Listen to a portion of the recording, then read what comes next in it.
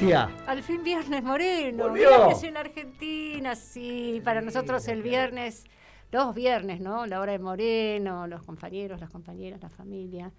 Qué alegría tenerla de vuelta. La extrañamos, ¿eh? Sí. La extrañamos, sí, la extrañamos. Todo el equipo la extrañó. Yo los extrañé tanto que escuché el programa. Muy bien, eso me parece muy bien. Dígame, Guistia, usted que se está especializando en el tema internacional y anduvo por afuera. A ver, ¿cómo se está viviendo? ¿Cuáles fueron sus impresiones? Cuéntenos un poco, a ver. Yo lo que noto, no recorrí, no me dediqué a hacer un estudio político-sociológico de lo que está pasando en Europa. Estuve mucho con la familia, pero noté una Europa desordenada. Esa Europa que tenía todo armadito y que está desordenado. No es el mismo desorden, digo, Suiza no estaba desordenada, pero Italia y España sí. Y sí, lo que noté que están todos muy preocupados. Bueno, nosotros venimos hablando de los vectores energía y alimentos, claramente, y la cuestión energética, producto de que Europa es el teatro de operaciones del conflicto, es la perdedora del conflicto y del nuevo orden internacional, y noté mucha preocupación con respecto a la cuestión energética y el invierno que se viene.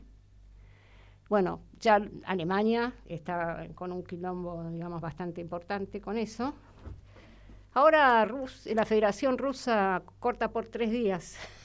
Mantenimiento, sí. Mantenimiento, pero bueno, ¿no? Europa se está preparando para la falta de energía.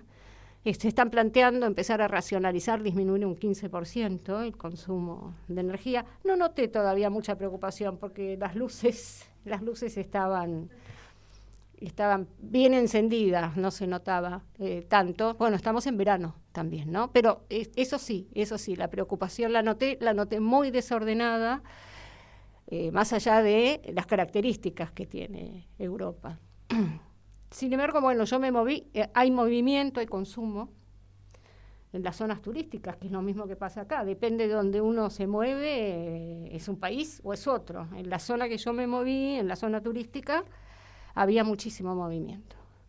Se notaba que había disminuido los transportes, los medios de transporte han sido dañados por esta cuestión. Yo creo que se ha sumado el tema de la pandemia, que se han perdido fuentes de trabajo, más todo el conflicto Federación Rusa y Ucrania, se nota en los medios de transporte, están muy, muy, muy desordenados.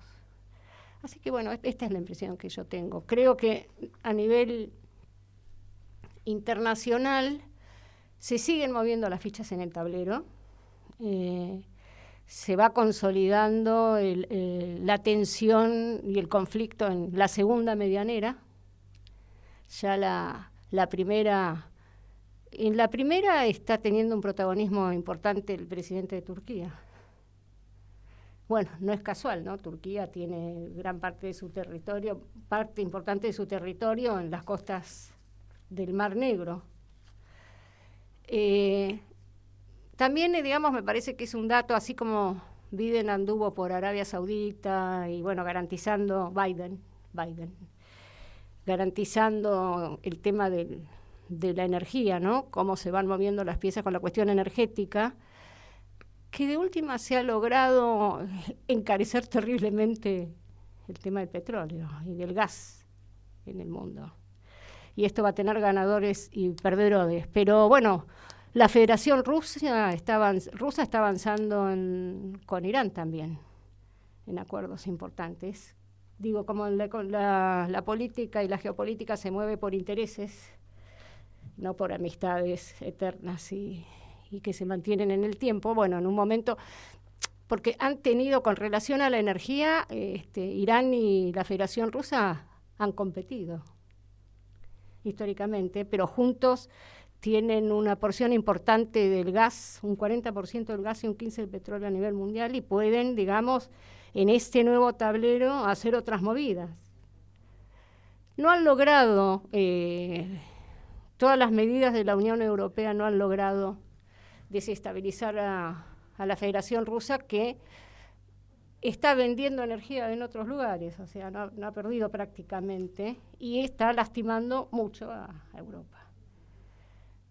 China, en China también se están moviendo, todavía no, son estas movidas que hay en el tablero de ajedrez, pero que no son las definitivas, ¿no? Estamos haciendo y estamos midiendo fuerzas, pero bueno, después de la visita de Pelosi, los chinos han hecho unas maniobras interesantes en el espacio marítimo y aéreo que rodea a Taiwán, también, ¿no? Maniobras, nosotros estamos haciendo maniobras. Estados Unidos dice, bueno, vamos a avanzar en acuerdos comerciales. Y así va la cosa, piano, piano, piano, se van consolidando estas dos medianeras que van definiendo el nuevo mundo, que algunos quieren entender y otros siguen colgados de la globalización y analizando un mundo que está dejando de ser. Estamos esperando al Papa en esta. Muy claro, está muy bien, es una visión desde transitar, obviamente, como turista. Usted fue a visitar a su familia, se encontró en algún país, fueron para otro y después finalmente fueron para donde reside parte de su familia. Y usted un viaje por año, cada 2 años se hace. Pero tengo la familia allá, tengo parte de mi familia allá. Es lo que corresponde, así que está muy bien. Y el informe está preciso. Es obvio que las ciudades turísticas tienen que mantener la luz prendida. Así que, pero de las informaciones que nosotros estamos manejando es que se quejan profundamente sobre el costo de la energía. Bueno, sí, claro. Y que eso le está, tanto en términos de gas como electricidad, le está consumiendo mucho a los sectores populares. Y salvando las distancias nos está pasando a nosotros desde otro lugar con el costo de la energía, ¿no? Bueno, aquí todavía en el AMBA no llegó en el interior. En el interior ya empezaron a llegar las tarifas desde hace, va a ser el segundo mes, o que estamos transitando el tercero, para los que son mensuales. Y los saltos son multiplicados por 3. Bueno. Nosotros por los compañeros lo sabemos.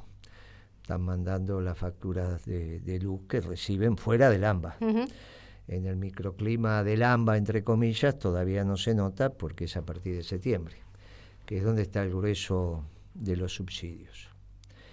Y eso nos permite enfocarnos en algo que tiene que ver con el diseño que ha adoptado el Frente de Todos en su política económica, que ahora se está haciendo evidente y contundente. Esto comienza con Alberto Fernández diciendo que no quiere recibir el remanente que quedaba del acuerdo con el fondo, exactamente al revés de lo que habíamos planteado nosotros. En una carta le dijimos a la señora Lagarde, no le dé toda la plata a Macri, deje, y ella amplió el acuerdo a 57.000 y cumplió, porque finalmente le entregó a Macri solamente 44, con lo cual quedaban 13 para el nuevo Alberto gobierno. Dijo, no. Desde una dignidad falsa, ¿no? Sin propuesta, ni siquiera eso no es dignidad, es digno tener deuda, ¿no? Usted se compró su casa con deuda y fue muy digna. No es un problema de dignidad. Los balances son con activo y pasivo. Lo importante es poder pagar. Y tener política para hacerlo. Bueno, por eso yo corregí simplemente la palabra dignidad porque... Falsa, dije. ¿No? Claro, porque no, pero es que ahí arrancó el problema. Él se estaba endeudando con el Fondo Monetario, pero tenía, que era lo que le habíamos pedido los economistas del peronismo y que habíamos sido criticados por el gobierno de Macri. Nosotros no le decíamos, no le dé, haga lo que quiera. No estuvimos de acuerdo con el endeudamiento, con el Fondo Monetario, pero esta es otra discusión. Una vez que lo tenés, no se lo des todo a un gobierno, dejá para el que viene. Bueno, Alberto, la primera decisión que toma es decir, no queremos más esos 13.000 millones de dólares. Ahora están mendigando de a 200, de a 300. Bueno, es una estupidez que no resiste el menor análisis. Eso demuestra que no tenía claro cómo iba a ser su esquema económico. Después hizo esa declaración desopilante de que no creía en los planes y empezó a actuar Guzmán, un muchacho que no tenía experiencia práctica en la economía, era un intelectual, se había sacado una foto con Sturzenegger y Stiglitz, él, que dio vuelta por ahí, cuando lo nombraron, estaba. Mire, estaba, no había inconvenientes para ver esa foto. Y algo indicaba esa foto, indicaba que tenían algunos elementos ordenadores de su pensamiento comunes, porque uno no se saca sino una foto y lo va a felicitar por cómo salió del cepo y todo lo demás. Inicia la negociación con el sector privado acreedor de la Argentina, que son los fondos. Obviamente todo eso en un clima de pandemia. Resuelven muy mal la pandemia, deciden retirar la fuerza de trabajo del mercado. Mal, porque si retiras la fuerza de trabajo del mercado, ¿cómo vas a producir? Sí, incluso con una visión reducida de la salud, claro, que no se reduce al cuerpo. Eso, claro. Pensando que la salud es solamente de médicos. Bueno, faltaron los psicólogos, los psiquiatras, los sociólogos para entender que era un hecho colectivo. Las condiciones económicas que garanticen la salud de un pueblo. Claro, exactamente. Y obviamente se redujo enormemente la oferta de bienes y servicios porque faltaba la fuerza de trabajo, y por el otro lado emitió dinero. En ese momento vinieron con esa tontería de la teoría monetaria moderna. Sí. ¿Te acordás que lo conversamos? Dijimos, mire, eso es una estupidez, pero ¿qué están diciendo? No es ni teoría, ni es monetaria, no es moderna, es una estupidez, ¿cómo vas a emitir plata? Contamos algunas anécdotas sobre... digamos que el déficit es totalmente secundario y irrelevante. Que vos podés emitir toda la plata que quieras. Bueno, eso es una sarta de estupideces. Mantuvieron a la población prácticamente sin trabajar, y Guzmán aprovechó para cerrar un acuerdo con los acreedores externos privados, que era un muy mal acuerdo. Nosotros lo debatimos y dijimos, antes que con el fondo, claro. No, primero cerró con... Leve detalle. Ahora, ahí es muy importante porque Cristina estuvo en ese anuncio. Cristina estuvo en esa foto. Y ella con su presencia avaló la negociación que había hecho Guzmán con el sector privado acreedor. No es un tema, de la misma manera que la foto de Guzmán con Sturzenegger no es una fotito, la fotito de Cristina al lado de Guzmán tampoco es una fotito. Eso significa que está avalando lo que hizo Guzmán y lo que estaba haciendo Alberto en términos económicos. Después llegó fin de año, hizo algunas menciones, pero no corrigió esa negociación.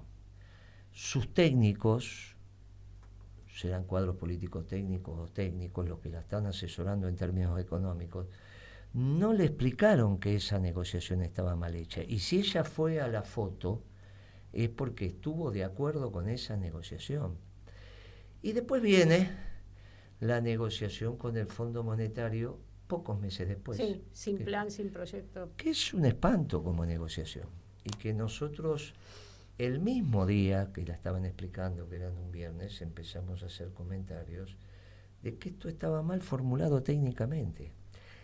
Ahí presentaron algunos reparos, pero unos reparos que parecería ser, estoy hablando de Cristina, que eran más por la galería. Algún funcionario, el funcionario actual legislador, dijo, bueno, nosotros votamos que no porque sabíamos que la oposición votaba que sí. Si no, tendríamos que haber visto. De hecho, si ella se oponía, era una oposición muy firme. No lo hubo. Ella avaló esa macroeconomía. ¿Y por qué estoy contando esto? Estoy contando esto porque el descalce de todo eso se llama Massa. No es que Massa es un accidente. Massa es una causalidad de la política socialdemócrata en términos económicos implementada por Alberto Fernández y avalada por Cristina. Y esto hay que decirlo con todas las letras, si no seguimos con estas fantasías, que Massa claramente lanza un plan ortodoxo y algunos economistas, incluso alguna ex ministra, lo quieren disfrazar. Claro, empiezan a decir que son políticas heterodoxas, una sarta de estupideces que cada vez que pasan los días nos damos cuenta que vamos en un tránsito de un ajuste de los más salvajes. Salvajes. ¿En qué se expresa el ajuste salvaje? Mire, en la vuelta de la patria financiera. yo le puedo decir que entre 1.000 y 1.500 millones, mire el rango que le estoy diciendo, entre 1.000 y 1.500 millones de pesos diarios están pagando de interés. ¿Por qué le digo eso? Porque si mire, la tasa nominal o la efectiva, si usted agarra las LELIQ y dice las voy a dejar un año, está mucho más cerca de 1.500. Si dice no, porque me la llevo, qué sé yo, está más cerca de 1.000 o 1.200. Pero no importa, porque esto, no es que no sabemos hacer el cálculo, le estamos diciendo la tasa nominal o la tasa efectiva. Para ser efectiva la tiene que dejar en el año. Claro, la tiene que dejar.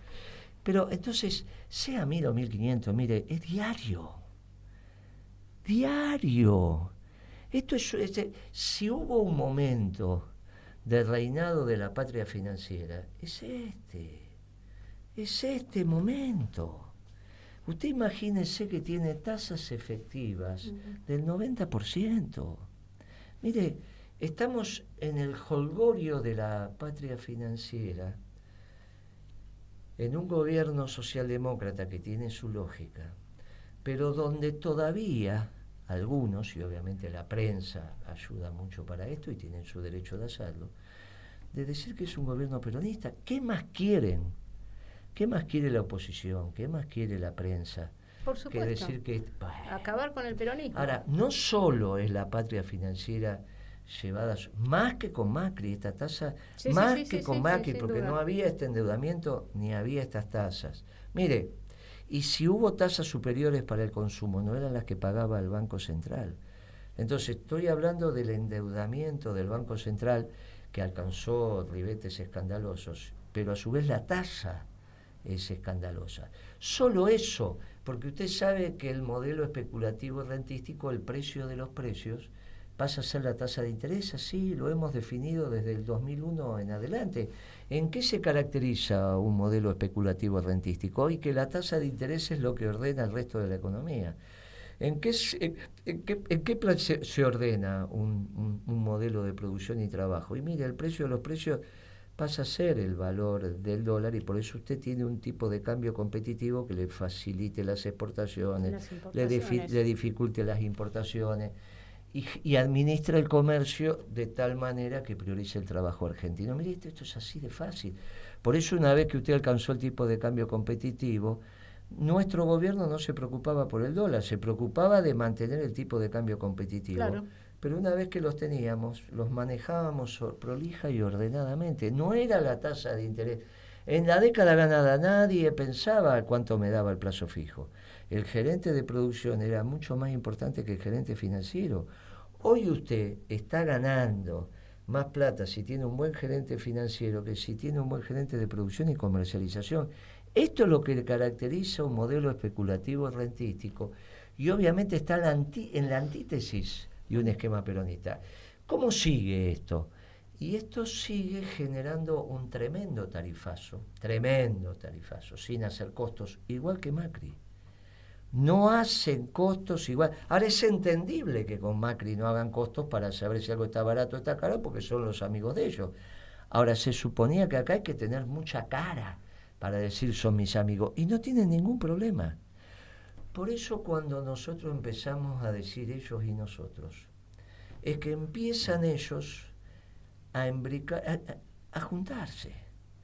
Esto pone en conflicto a ellos, sí. Porque ¿qué va a decir Cambiemos? ¿Qué política va a ser económica Cambiemos?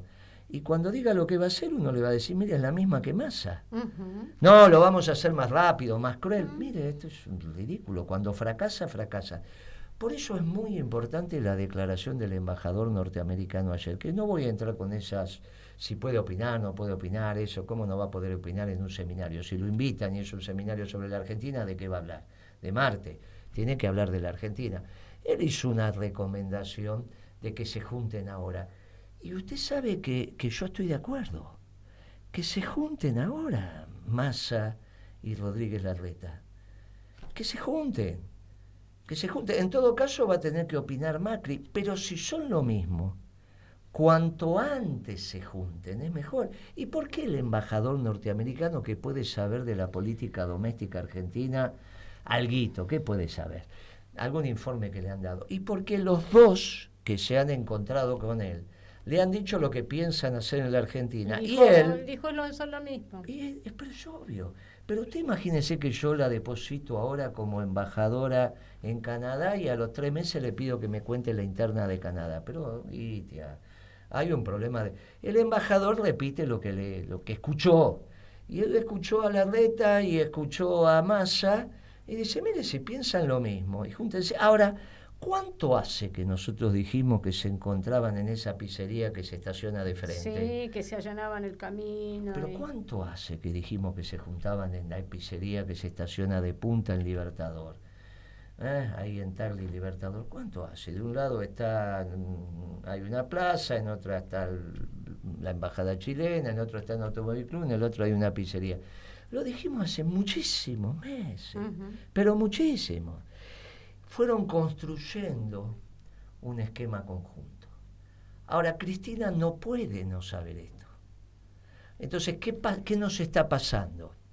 Que empiezan a justificar la acción de Cristina pensando que en realidad es una maniobra que vaya a saber dónde termina. Mire, yo estoy contando toda esta historia, que empieza en este gobierno con la elección de Alberto Fernández como candidato, pero que tiene el antecedente de Unidad Ciudadana dividiendo al peronismo en el 17. Y en ese famoso discurso a la salida de Comodoro Pi, donde dijo tuve una idea, y la idea subyacente, que era Unidad Ciudadana, era la del tercer movimiento histórico. Porque cuando ella lo empieza a pergeñar, y tiene que ver, evidentemente, ahora viéndolo con el paso del tiempo, en la elección de Kicillof como ministro de Economía. Muchacho que nos vendía a nosotros que era marxista. Y si era marxista, en realidad podía tener un sesgo keynesiano porque no podía decir que era marxista. Y nosotros con las marxistas tenemos algún diálogo porque tienen la teoría del valor trabajo, como tenemos un diálogo con los liberales, con los que es muy difícil encontrar una síntesis, porque no la hay. Son con los muchachos neoliberales y los muchachos socialdemócratas. Bueno, Kicillof, con la devaluación y cómo implementó la política luego, empezó este sendero de economía socialdemócrata que luego Macri la interrumpió por 2 años con un sesgo oligárquico. Cuando llega el fondo vuelve a ser neoliberal con precisión, ponen las retenciones, hacen lo que tienen que hacer. Sí. Y Alberto continúa nuevamente con una economía socialdemócrata que los dos tienen el mismo tronco, que es la escuela austríaca, que, mire, esto no es menor, es el consenso de Washington, lo hicieron los neoliberales de Margaret Thatcher y compañía, y de Bush. Y González. Y lo hizo González, que era el presidente del Partido Socialista Obrero Español. González fue el que vino a la Argentina a hacer el lobby con Menem para que las empresas se extranjerizaran, las empresas de servicio público. Mire, esto está muy claro. González estaba de acuerdo con el consenso de Washington. Y es el ejemplo del pensamiento socialdemócrata. Hay que decirlo con todas las letras. Cristina es funcional a esto que está, es su pensamiento. Yo respeto a los compañeros, pero tenemos que aclarar. Y tenemos que aclarar. Estos frutos no tienen nada que ver con el peronismo. Y el desenlace de este ajuste ortodoxo que está haciendo el gobierno de Frente de Todos con la administración Massa, hubiese sido también con Guzmán si no renunciaba, o hubiese sido con la Batakis, si cumplían el acuerdo con el fondo, que es lo que se están planteando. Entonces, esto es, por eso empecé a contar la negociación con los acreedores externos privados y con el Fondo Monetario. Estuvo ahí el gobierno, estuvo Cristina. Esto es. Después, si esas no son las consecuencias que ella podría saber con el conocimiento que tiene la economía, es otra discusión. Yo lo que digo, esto es lo que avaló Cristina. Avala estas políticas y las consecuencias van a ser tremendas para los sectores populares. Entre el tarifazo, la tasa de interés, La restricción de dólares, porque no están administrando los dólares, se lo dijimos en junio del 2020, lo único que va a caer es el nivel de actividad. Otra vez vamos a tener, obviamente, esta tasa de desocupación absolutamente ridícula, después vamos a echar un párrafo sobre eso. Los sectores populares, como siempre pasa cuando reina la patria financiera, son los que salen perjudicados. Cristina apostó consciente, inconscientemente, mire, es una mujer grande. El árbol se ve por sus frutos y los frutos son los de la patria financiera. Está claro que no hay un gobierno peronista. Y encima tenemos las noticias, ¿no? Tenemos el noticiero, sí. Bueno, Pablo. Hola Pablo, hola Bea. ¿Cómo están? Hola. Qué suerte poder escucharlos. ¿Cómo andan? Bien, saludos. Y Pablo, ¿cómo estás viendo la situación económica? Bueno, después de lo que dijo Guillermo, queda poco por agregar, pero a ver, mira, estamos en un momento donde se descorren los velos. Los velos es eso que impide ver con claridad la realidad. Y se están cayendo esos velos, se están corriendo. ¿Qué es la realidad que estamos viendo? Estamos viendo la realidad descarnada de cuál es verdaderamente la ideología del Frente de Todos. Porque han hecho hasta una cuestión de lenguaje. No quieren hablar de tarifazo, entonces no es tarifazo, es un aumento de tarifa, ni siquiera un aumento de tarifa, es una justicia social en el tarifario. Bueno, una serie de macanas y de barbaridades extraordinarias. La verdad es un ajuste muy duro, es un ajuste, yo diría, de los peores que hemos visto, por lo menos en los últimos 40 años. Impresionante este ajuste. No solo están en las tarifas, están en los salarios, está en la caída de los ingresos de los pasivos. Bueno, ahí estamos. Y la verdad, a veces resulta gracioso o patético ver cómo algunos economistas, muy amigos de Cambiemos, intentan diferenciarse sobre algo que no se pueden diferenciar, porque es exactamente lo que ellos harían o lo que ellos propusieron. Acá hay una identidad entre Frente de Todos y Cambiemos que es indestructible. Siempre se planteó o menos o más ajuste. Esto es más ajuste y es lo que venía reclamando Cambiemos, con una pequeña diferencia.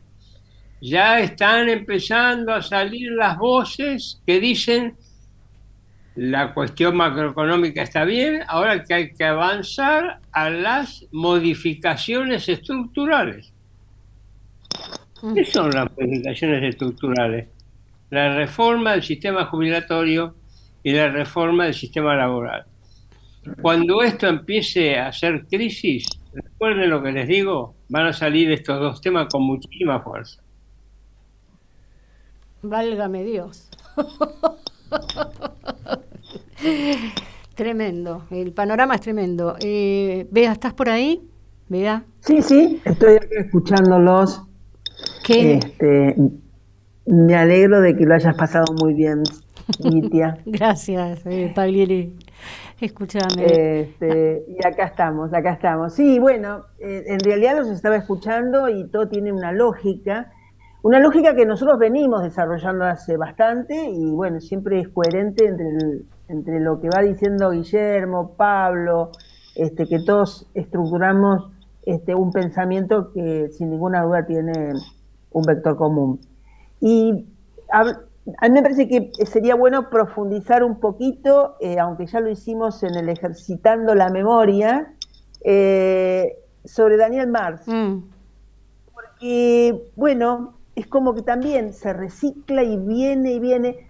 Daniel Marx tiene 69 años y podemos hablar de sus 40 años en el ejercicio de la profesión, que se inició, si les parece bien, lo desarrollamos. Sí, claro. Se desarrolló porque su experiencia es la del mercado, como se llama el mercado financiero, y tiene y remonta a lo que decía Guillermo, a la patria financiera. Por supuesto, su experiencia es pública y privada, es como que va circulando, cambiando, va girando alrededor de la mesa. Se inicia antes de los 30 en el Banco Torkins y en el Banco Río.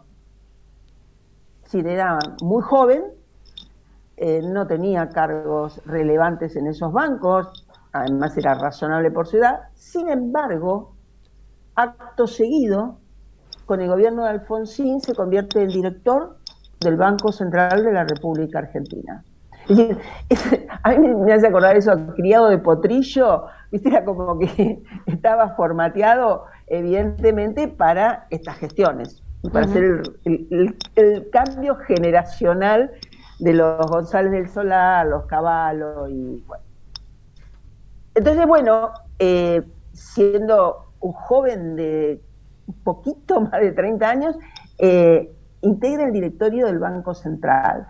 Y con esto de que estuvimos ejercitando la memoria, en realidad debe haber sido compañero de trabajo de Melconian, porque Melconian estaba en el Banco Central en ese momento, cuando hicimos memoria sobre esto, y sobre esta nueva participación de Melconian con la Fundación Mediterránea. Es decir, ambos estaban ya en la gestión de la deuda externa.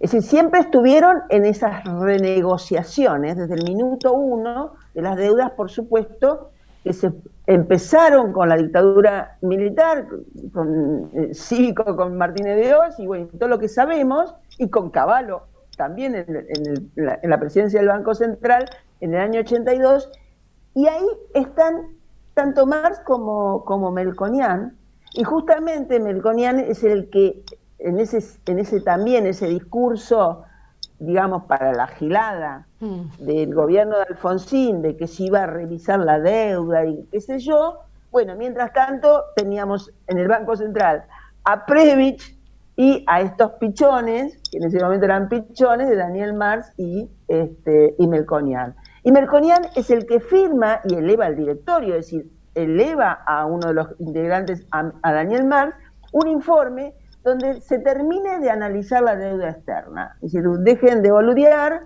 y la deuda externa es esta y la renegociamos. Y así fue. Es decir, como me parece importante, porque es tremendo, estamos hablando de muchos años atrás, los mismos personajes, el mismo discurso, la misma cantinela. Es decir, todo el tiempo generando un discurso. Bueno, sin ninguna duda se ve que era muy eficiente porque después continuó como subsecretario de la negociación de la deuda soberana del Ministerio de Economía, es decir, le tiraron el cargo a medida, y se convierte en representante financiero especial y jefe negociador. Bueno, los títulos son larguísimos, donde en realidad estuvo siempre, desde Surruil con Alfonsín hasta la presidencia de Menem, pasaron un montón de ministros, pasaron un montón de presidentes del Banco Central, porque, bueno, hubo muchas crisis en el medio, pero ahí estaba Daniel Marx, renegociando siempre la deuda, siempre atrás de la deuda externa. Entonces, bueno, uno a veces tendría que preguntarse qué hizo entre los periodos que no estaba en el sector privado, daba vuelta la mesa y estaba en la función pública. Porque, bueno, hubo un periodo, desde el gobierno, digamos, un periodo entre el 93 y el 99, que él no estuvo en la función pública, pero bueno, estuvo renegociando y asesorando a México, a Perú, al Banco Interamericano de Desarrollo. Entonces, bueno, retoma la función pública con De la Rúa. También De la Rúa tuvo varios presidentes del Banco Central y varios ministros de Economía, pero el único secretario de Finanzas fue Daniel Marx. Y también ahí estuvo Sturzenegger. Es decir, la foto que vos mencionabas, Guillermo, de Sturzenegger con Guzmán en el Banco Central, apenas asumió Sturzenegger, eran todos el mismo equipo, porque Sturzenegger, Daniel Marx también son contemporáneos uno en el Banco Central y el otro como secretario de Finanzas en el gobierno de la Rúa. Entonces, bueno, sin ninguna duda, en estos cambios siempre estuvo Plan Brady, blindaje, megacanje, es decir, siempre, digamos, su rol estuvo en el aumento de la deuda externa, no en esto de decir, bueno, yo honro los compromisos, tengo un plan de desarrollo, un poco retomando lo que dijo Guillermo en el inicio de la charla. Hay un objetivo, en realidad, de pagar intereses y de que esta deuda esté siempre, bueno, en el candelero. Así que participó de todos los canjes Daniel Marx. Ahora, claro, sin ninguna duda, en la gestión que tuvo en el gobierno de la Rúa y fundamentalmente en el periodo de Cavallo, donde estuvo el blindaje y el megacanje, hubo denuncias a su función pública, y sin ninguna duda esas denuncias llegaron, estuvo imputado, igual que Cavallo, pero por supuesto fue sobreseído de todas estas cuestiones. En 2010 fue sobreseído por la Cámara de Casación Penal. Pero me parece que también es importante, y no tenemos que olvidarnos, que apenas que asumió Alberto Fernández, no solo, como le dijo Guillermo, rechazó lo que teníamos disponible para generar un plan y salir con un plan de desarrollo, que era lo que correspondía al gobierno que siguiera el gobierno de Macri.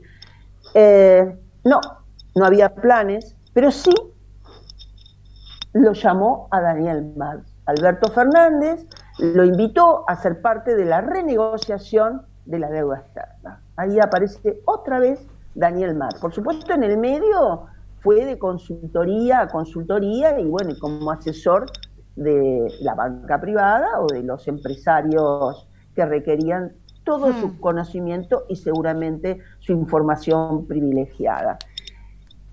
Porque hoy también es requerido, pero él es parte de una consultora que por supuesto tiene todos estos mecanismos de un lado y del otro del mostrador. La verdad que es muy duro cómo se van reciclando y cómo en realidad casi su línea de vida profesional tiene que ver con la línea histórica de la deuda externa argentina, que solamente en estos últimos 40 años se diferenció con el gobierno de Néstor. Sin ninguna duda hubo un anclaje y una decisión de que la deuda se paga, se renegocia y se paga. Por lo tanto, bueno, no sé si este pantallazo viene bien, pero también me pareció que esto de que estaba distante del modelo de desarrollo, en el gobierno, los últimos 2 años, cuando Axel Kicillof asume como ministro de Economía, también hay un tema que me parece que debemos analizar, no solamente la devaluación, sino cómo él encara las negociaciones con los acreedores externos y con el Club de París. Exacto. Sí, me parece que hay como también un hilo conductor en ese sentido. Dime a quién convocas para gestión y para asesorar, bueno. Y te diré hacia dónde vamos. Muy bien. Hacia dónde vamos. Y yo quería complementar otro tema sobre ellos y nosotros, porque hoy salió un artículo que me acaban de pasar. Yo no suelo hablar en primera persona ni con nombre y apellido, porque si no están, pero como hacen mención a mi nombre, ahí Bonelli en su tweet pone un artículo de Clarín de alguien que yo no conozco, pero que hace mención al ellos y nosotros del final de un discurso, y algunos TikTok que se hicieron tendencia. Bonelli diciendo, no entiendo qué quiere decir Moreno, y hoy diciendo, es muy importante leer este artículo. Lo leí. El artículo no sabe si lo dije profeso o fue un lapsus.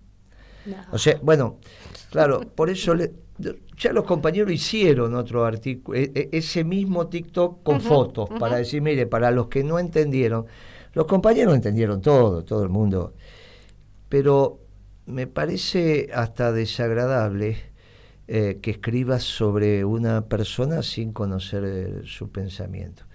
Y esto es lo que hizo este analista o quien fuere que escribió la nota en Clarín que reprodujo Bonelli. Mire, no es ningún lapsus, es lo que estamos diciendo. El problema es que ellos son ellos ahora. En todo caso uno puede decir, bueno, cuantitativamente ellos son un montón, porque ahora son el frente de todos en términos de políticas y todo Cambiemos. Bueno, hay que ver cómo se va perfilando el nosotros. El ellos está claramente definiendo una política. Insisto, es muy importante lo del embajador norteamericano y no voy a hacer esa tontería de decir que no puede opinar, que opinó de política interna, esas son tonterías. Lo invitan a un seminario, tiene todo el derecho de hablar del país, porque el título del seminario era para eso, si no, se tendría que haber excusado. Y tengo claro que no es ningún analista de la política argentina en los últimos 15 años para entender lo que está pasando. Simplemente escuchó a los dos actores que él dice que se junten, que es Massa y que es Rodríguez Larreta, que son los que están ahí, estuvieron en el seminario y que piensan muy parecido incluso en un encuentro generacional. Más te diría, como Larreta tiene una cabecita desarrollista y Massa tiene una cabecita neoliberal, del viejo PAU, de la UCD, te diría que en todo caso en sus orígenes el más popular podría ser Larreta. Claro, podría ser Larreta. Esto, miren, esto va clarificando la política. Yo entiendo que lo que digo es muy difícil porque es el lugar de Cristina. Y el lugar de Cristina, desde Comodoro Pi, ese acto que se hizo, para acá, está en ellos. Y hay que asumirlo, porque como decía el poeta español, es triste la realidad, pero no tiene remedio, es esta. Lo demás es hacer fantasías.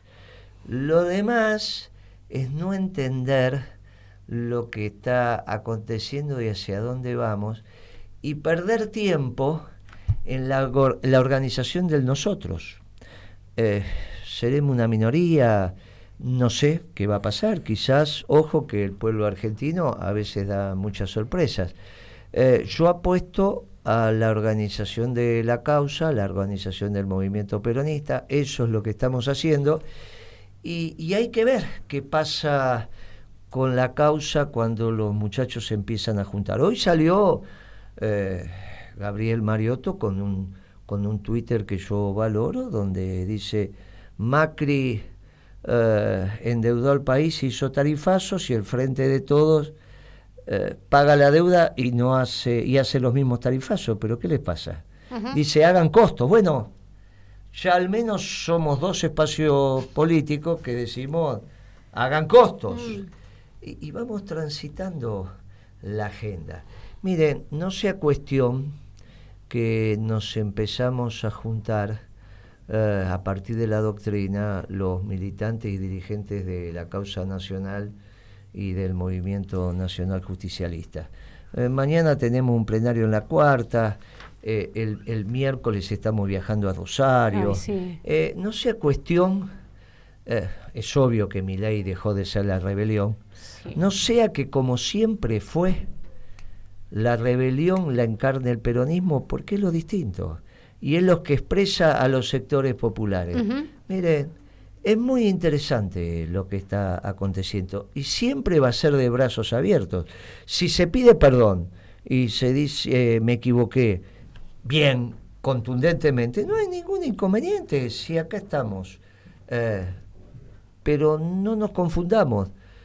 No sea cuestión que también estén trabajando para la fórmula Rodríguez Larreta con alguien y mire, le pegaron una apretada tan tremenda a Massa cuando se juntó con la mesa de enlace que le dijeron, vos no tenés que ser candidato, ya están elegidos los candidatos. En todo caso será jefe de gabinete, será alguna cosa, pero le dijeron, no es el candidato, no sos el candidato.